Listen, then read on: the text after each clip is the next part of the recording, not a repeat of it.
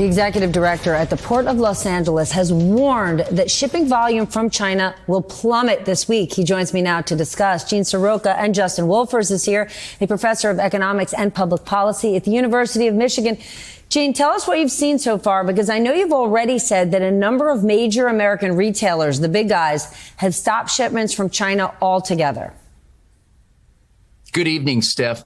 What we're seeing is that about 20% of the normally scheduled vessel arrivals for the month of May have been canceled. This week in particular, the cargo is extremely light, about 35% lower than the same time last year. So for your average person who's saying cargo ships, how does that affect me? What is that going to mean when they go to their small store in their hometown or a big box store next week or the week after? Now, from the last segment, you hit it on the nail on the head, Steph. We've got about 125,000 importing companies that call the Port of Los Angeles home every year. No one has more than a 5% share. So it's the small to medium-sized folks that didn't have the opportunity to stock up on inventory before this day of tariffs hit. Now they're in the middle of the crosshairs saying, either I buy at these exorbitant prices, 2.5 times more what they were just last month, and I can't pass on that cost to keep up with the big guys. So we'll likely see about 4 to 6 more weeks of normal inventory levels, then some spot shortages. You may not be able to find exactly what you want, where you want it. Justin, weigh in here, because we're 4 to 6 weeks away from seeing real impact. These small businesses, they can't call the White House. They have no lobbying ability, and they certainly didn't have the money to load up on inventory the way a big box store could. And we know from the big box stores, they're already predicting pain.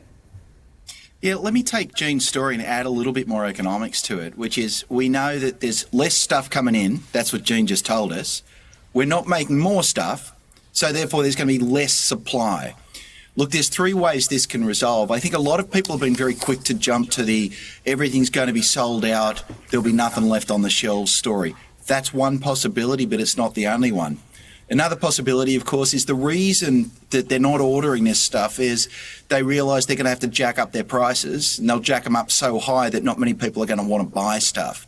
So it could be we've got a big adverse price shock coming, and you're going to get some sticker shock coming right at you. The third possibility, of course, is that the president may well plunge the economy into recession. If we're at a point where we've got too much demand and not enough supply, well, the recession will wipe out all the demand, and maybe there will be enough stuff on the shelves, but it'll be there because mums and dads can't afford to buy it. Gene, from your perspective, is there anything that could turn this around in the short term? Absent getting together with trading nations and crafting these framework deals that the administration is talking about, no, I don't see any change. On the export side, the American farmer is getting hammered. Here in California's Central Valley, whether it's almonds, walnut handlers, they're not selling. And just in the month of March, Steph, Brazil sold more soybeans to China than ever in their history. Lower trade barriers and favorable exchange rates. So what this is basically saying is that the ports, especially over in Los Angeles, and somebody, I think it's Nightjade says, AD, do you think these companies would have already prepared for this? I mean, we knew these ships would be lighter. Yes, I think that these companies probably already prepared for it. They anticipated. I think that the companies is actually excited because they get to lower the inventory a lot of times, because what you don't know, especially at a lot of these big box stores, that's the reason why they have all of these crazy sales, is because they can't get rid of things. Now, one thing that I did see and one thing that I know is that sales are up at all retailers across the board. Even as far as iPhone, Apple, people are accelerating their purchases, and it kind of put a jolt into the industry in that it's encouraging people to go and buy the things that they were going to put off buying. A lot of people are buying it now because they're thinking that there's going to be higher prices attached to it. The question that I have for a lot of people is, what is it that you guys think that you're missing out on that you need from China? So weave is life. What is it that you guys think that you need that you're missing from China?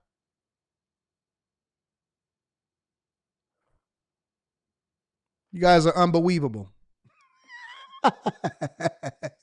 Tariffs are expected to cripple some small businesses, including those in the beauty industry. What some owners are doing to protect their bottom line. Local business owners say impacts of Trump administration imposed tariffs are trickling down and causing headaches. Today I talked with two women who own a beauty supply store in Mableton. They say they're trying their best to do good business, but also not make it unbearable for their customers. Your total is $10.59 today. For Dana and Sharis. All right. See you later. It's a family environment inside Zoet Beauty Supply in Mableton. We just pray that God keeps continuing to cover us. But now they are asking for divine protection as they say Trump imposed tariffs against China. It's impacting prices. Wait. So you're asking for divine protection. So you're seeking God because you want to make sure that you can sell more hair.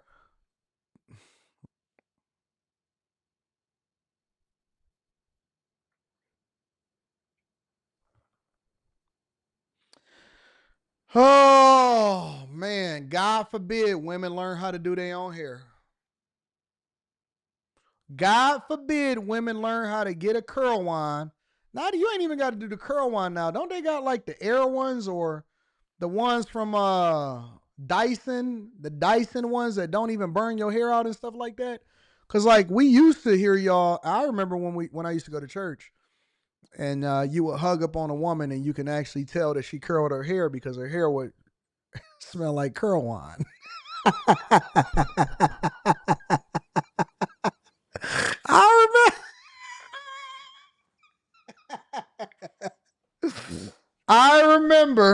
I remember when you would give a hug to a church lady. Oh, Anton, how's it doing? And give her that hug. Oh, yeah, she just curled her hair this morning. She got that curl wine hair smell.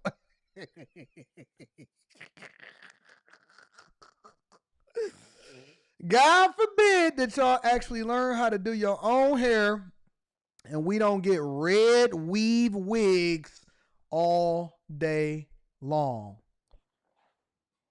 They got the air ones now, don't they? Yeah, hair be smelling burnt. I remember that. Shout out to all of the church ladies.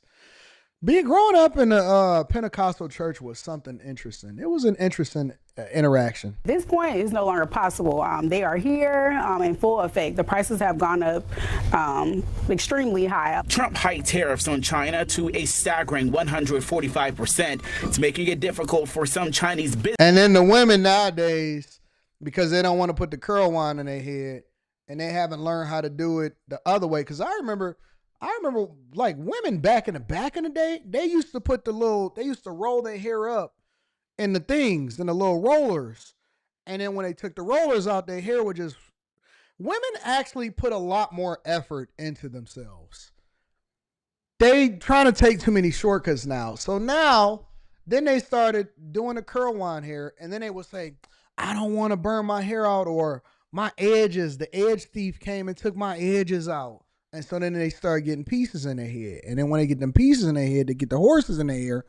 Or they get a wig. They get a whole wig on their head. Put the hair hat on. And then they get that wig. And then when they get the wig on, you say, girl, why are you wearing that? You don't need that. Your hair is beautiful. It protects my real hair. Well, what the fuck we need your real? I'm sorry. God, forgive me. Forgive me, Lord. Why do we need your real hair if we'll never see it?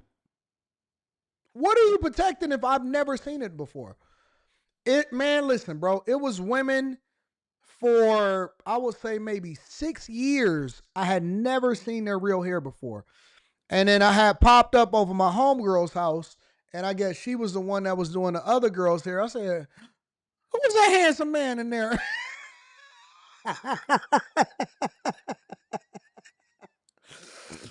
Who was that handsome man in there? They said, that's Keisha. That ain't Keisha. That's Keisha's brother. That gotta be Keisha's brother. Cause then they would have them cornrows. They had them little mini micro cornrows going up in their head. And they would get the cornrows and then they put that little sticker on the front of their head and they put the weave on it. just for me. And they be flowing. Just for me. They put them stickers on their head. They do that cut on that thing. They cut that stocking cap. They put some glue on the front and the sides. Put the sticker on it. I said, that's a whole process. Looking like John Morant. Businesses to continue trading with the United States. I imagine that some of us may not have the budget to continue. Most of the stuff now that we are paying for, the price that we're getting charged is the price that we were charging the customers. So of course we can't stay in business if we keep the prices the same. So now we're working on making sure that, the margins are still there, but making sure that we are, not making it unbearable for our customers. The business owners say they are trying to be as transparent as possible with their customers so they don't have sticker shock. I'm told hair is the first item that the cost. God forbid that hair that comes from China being sold to your people. We gotta get the hair. We need the hair from China. Maybe the tariffs ain't so bad after all. Went up on. All right, thank you, Tiffany, and as I mentioned, we appreciate your ongoing support. As there seems to be no end in sight, they say now is the time to support your local businesses. Now it's just a waiting game just to see, okay, which vendor is going up next, and we only go up when they go up. We're not going up across the board because that's just not fair to the customers. So this also comes at a time where the business owners, they say they plan to open a second location within the city on Memorial Drive. So, anyways, tariffs are preventing China. And also, it's so funny because I was looking at a video where they were basically saying that the trucking industry is also going to be impacted because not as many loads. So, you're definitely going to have to learn how to read and write English. But neither here nor there.